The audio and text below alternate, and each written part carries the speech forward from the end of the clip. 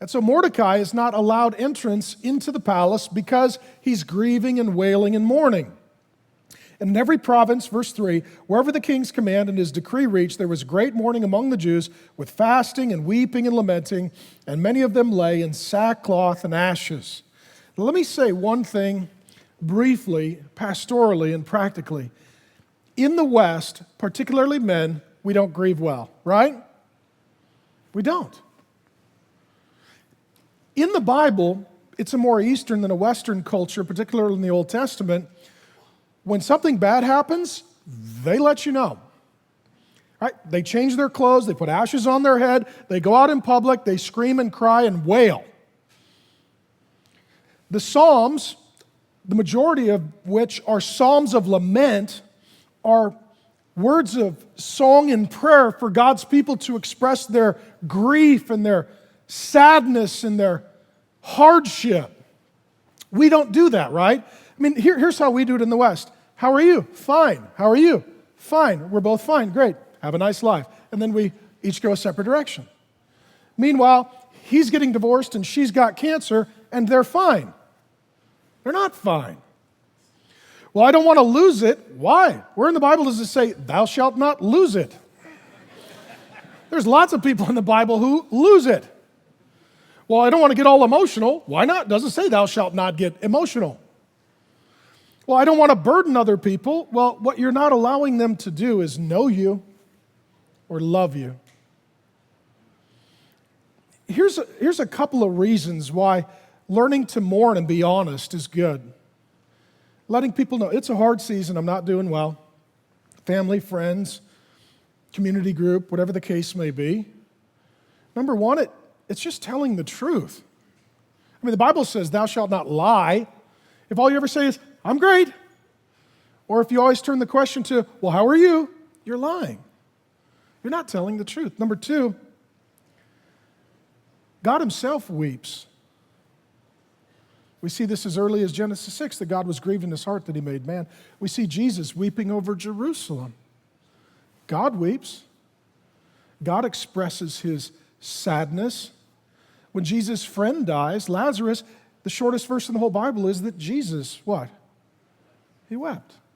Somebody goes, that's not very tough. Well, it's because he went to Mars Hill, and I've not done a very good job teaching, so let me round it out. Jesus is a very masculine construction worker dude who cried when his friend died. Okay, so you can grieve and cry in a masculine way.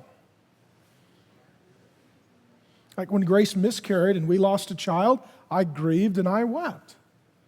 Because I'm a dad and I miss who was supposed to be our sixth kid. Somebody's missing at the dinner table every night. In addition, if you don't grieve, you will break.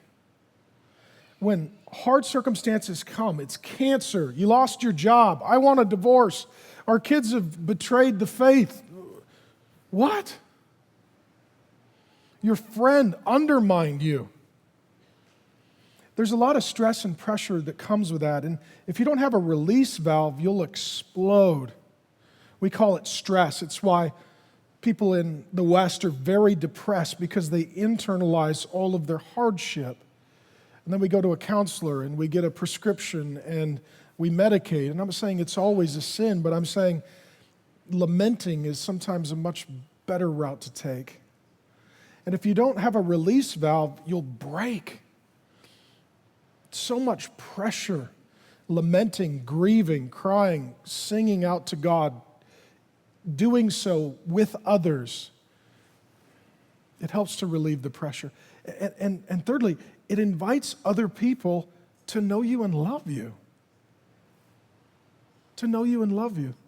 And you may not know this, it's a gift for them. I said a friend of mine recently sit down and explain a cancer battle in their family. Allows me to know and love them. And for me, it's a great gift because it becomes very clarifying, because we can get so myopic and narrow with our life and our issues and our troubles. All of a sudden, what we're dealing with seems cataclysmic, and,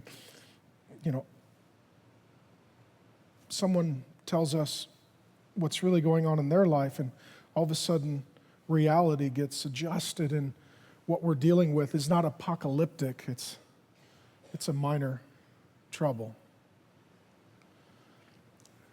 As a church, let me encourage you, it's good to learn to grieve together. And that's an act of worship as much as singing and rejoicing. The Bible says that God rejoices with those who rejoice, and he weeps with those who weep. And God's people similarly need to rejoice with those who rejoice and weep with those who weep.